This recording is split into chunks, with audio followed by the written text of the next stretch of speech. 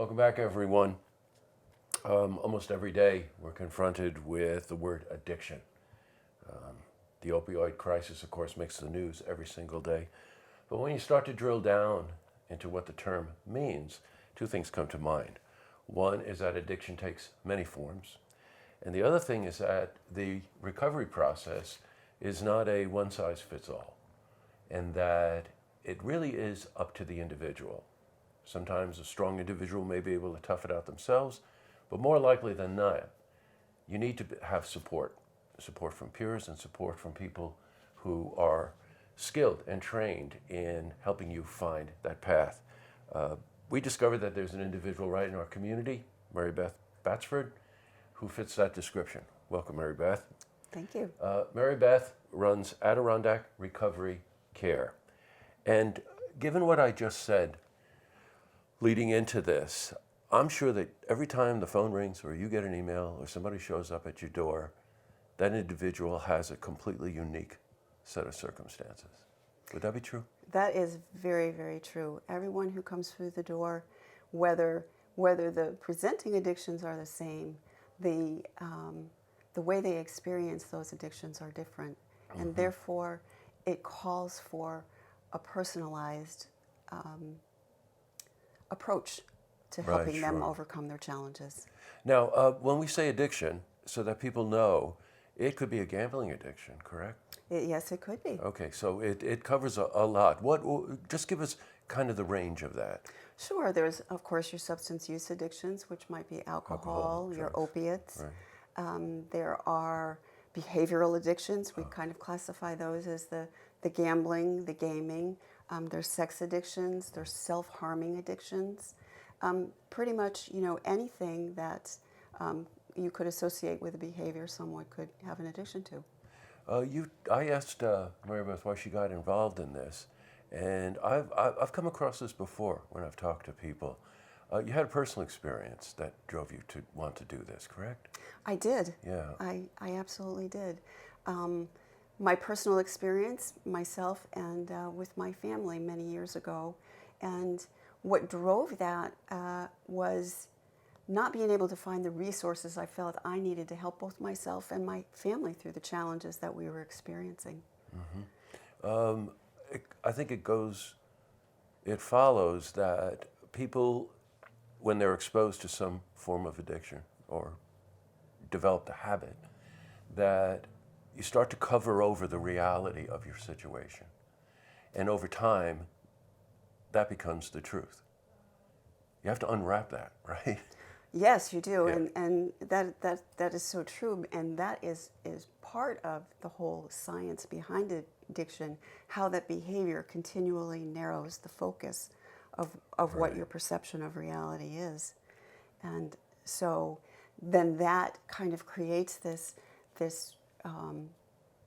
space that you're living in that kind of filters out everything else around you. And then you don't have a real sense of what you need to do to change, or don't know how to change because you've built this wall around you that, gives you a false sense of reality in a lot of ways, or provides you with the excuse that you need to keep going, right?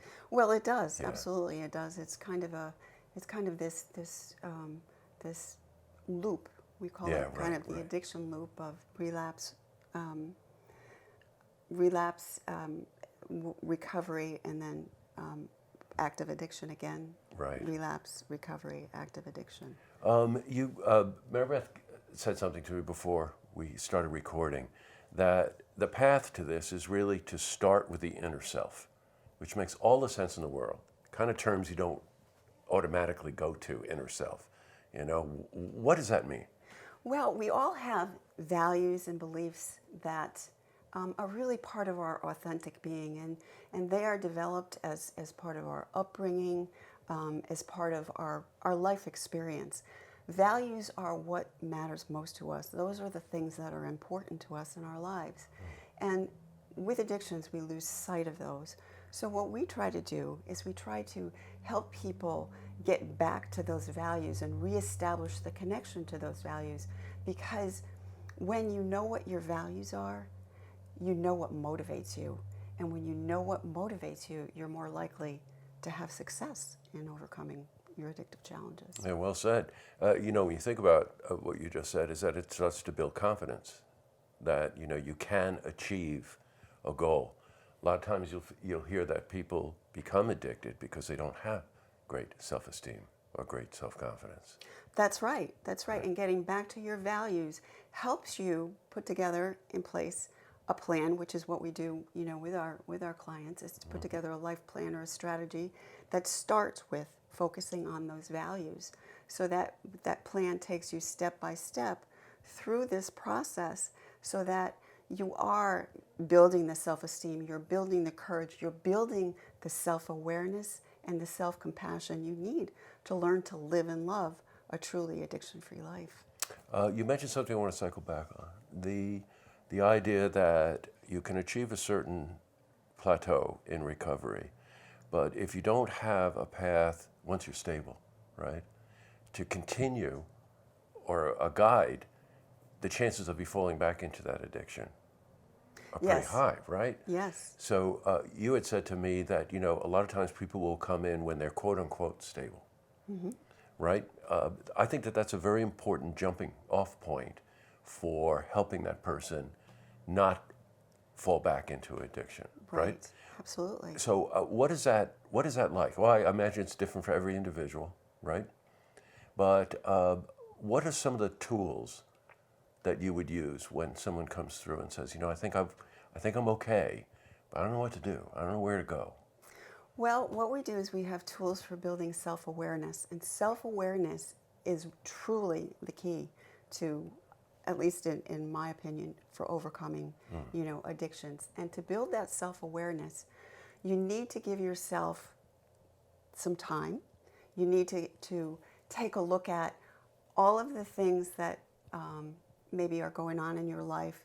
You need to say, all right, I know that I'm upset right now, or I'm feeling angry, or I have this craving that, you know, is from my past and all of a sudden it's here again. So what do I do with this? Yeah, right. Well, you need to be aware of it, and you need to think about it, and you need to say, okay, how can I look at this a little bit differently than I looked at it before, and what does it mean?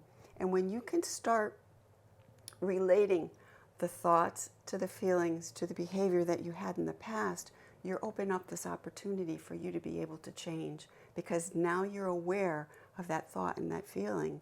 You know what you did before, and now you can say, okay, I have a choice. I can either do it this way or I can choose a new way. So it all starts with that self-awareness piece. Boy, well said. When you have choice, then you have hope. That's right. Yes, you do. So you can say, okay, I don't have to fall back into this pattern again. I have the tools now, but also I have a path. And if I have choice, then the chances of me succeeding are greater. And therefore, of course, you have some hope with it.